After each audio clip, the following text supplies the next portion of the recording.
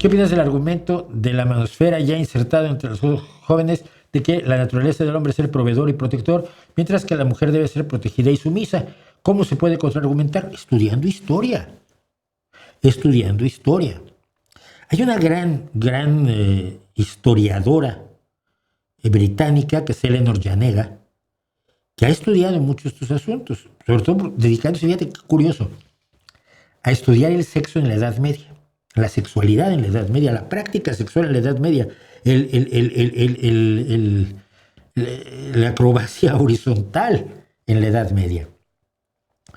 Y contaba, las mujeres de la nobleza no daban golpe, pero las mujeres campesinas trabajaban todo el tiempo que podían, excepto cuando estaban amamantando, y a veces tenían trabajo en casa mientras amamantaban. Trabajaban en el campo. Las mujeres eran sabemos, por los datos que tenemos hasta ahora, las mujeres eran recolectoras cuando los hombres eran cazadores, aunque había mujeres cazadoras y hombres recolectores. Que esa división absoluta procede de los años 50 en Estados Unidos. Ay, la mujer antes no trabajaba, sí trabajó toda la historia. Vea la historia. En la Revolución Industrial, la mujer, además de la mujer, la llevaron a trabajar porque cobraba la mitad que el hombre. Y los niños 30%. La mujer siempre ha trabajado, siempre ha sido proveedora. Excepto en algunos casos, pero hay casos en los que la mujer es la proveedora. Hay sociedades matrilineales, hay sociedades, maternalistas, donde la madre es poliándrica, la mujer es poliándrica y es la dueña de la riqueza. Entonces, afirmar que las cosas tenían que ser como en una sitcom de Estados Unidos de los años 50 es ignorancia pura.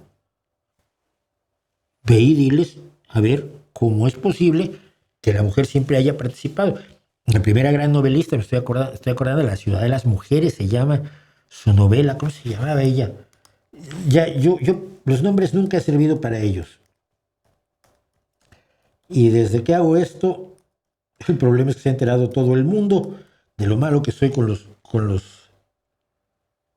nombres. Pero Cristina de Pizan en 1364 escribió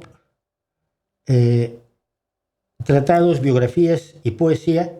La ciudad de las damas. Bueno, la ciudad de la mujer, la ciudad de las damas, estaba yo cerca. Cristina de Pizan es la primera novelista. Y cuando me gusta mucho la música medieval, y Hildegard von Bingen es una de las grandes compositoras de la época medieval. Es que toca más temas religiosos y a mí me gusta la música profana del medievo.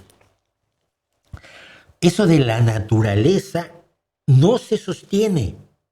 No se sostiene en la antropología, no se sostiene en la paleoantropología, no se sostiene en la historia. Que ha habido sociedades y momentos en que así ha sido, sí, y ha habido sociedades y momentos en que así no ha sido, no. Pero ¿qué es lo que establece? ¿Cuál es el papel que puede desempeñar la mujer y el hombre en su sociedad? Es la capacidad que tienen. Eso de mirar por el retrovisor, como en Estados Unidos esto se hacía en los años 50, pues ahora tiene que ser así. Y eso de los años 50, cuidado, es resultado de la Segunda Guerra Mundial, del regreso de los hombres. Porque mientras estuvo la Segunda Guerra Mundial, las que estuvieron en las fábricas fueron ellas, en Estados Unidos. Y los que estaban en los campos eran los mexicanos braceros, por el programa Bracero. Es una ilusión atractiva, bonita para la machosfera, pero que no se sustenta en la realidad. No se sustenta en la realidad. Los que más miedo le tienen a las mujeres pues, son los que más las hacen sumisas, como Mahoma, por poner un ejemplo notable, y todos sus seguidores islamistas. Que esa es la forma que a ellos les parece correcta de organizar el mundo, estás desperdiciando la mitad de tus recursos humanos. Estos que son los de la machosfera, que suelen ser ultraliberales, explícales que lo principal que tiene que hacer una empresa, como una sociedad humana, es utilizar al máximo los recursos las capacidades de sus recursos humanos, no desperdiciar a sus recursos humanos. Si desperdicias la inteligencia, la capacidad, la creatividad de las mujeres, estás desperdiciando la mitad de tus recursos humanos. Lo mismo si lo haces con los niños a los que no van a la escuela en tu sociedad, en África o en América Latina. Estás desperdiciando tu capital humano. A ver si así lo entienden. No creo, no hay forma de que lo entiendan, porque es una creencia muy cómoda. En México sería impensable el sustento de la mayoría de hogares sin el aporte económico de la mujer. Creo que esa tendencia es también evidente en otros países.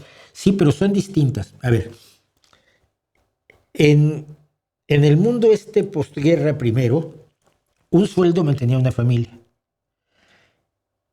El truco sucio, y nadie lo hizo pensándolo a propósito, simplemente se desarrolló así, le convino a mucha gente, es que con los movimientos de igualdad de la mujer, con los movimientos de liberación de la mujer, con el feminismo, vino la posibilidad de bajarles el sueldo a todos y que se necesiten 2 sueldos para mantener a una familia que antes se mantenía con un solo sueldo. Y esto, yo digo, vamos, hay gente que lo ve conspiranoicamente, porque lo ven todo conspiranoicamente y qué aburrido, pero es un desarrollo perverso del fenómeno de la búsqueda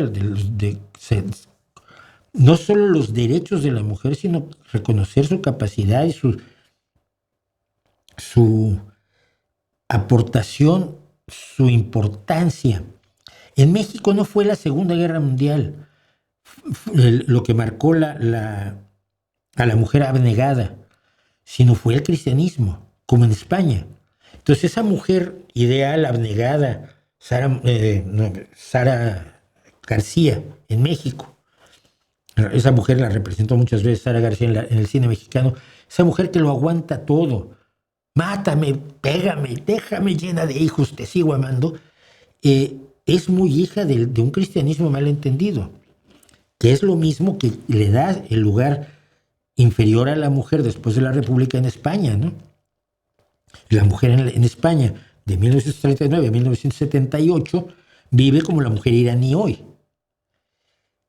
Pero la aportación económica tuvo en países donde al desarrollarse la lucha de la mujer por el reconocimiento de su humanidad plena, trajo como consecuencia que ahora necesitas 2 sueldos y a veces no alcanza para mantener una familia.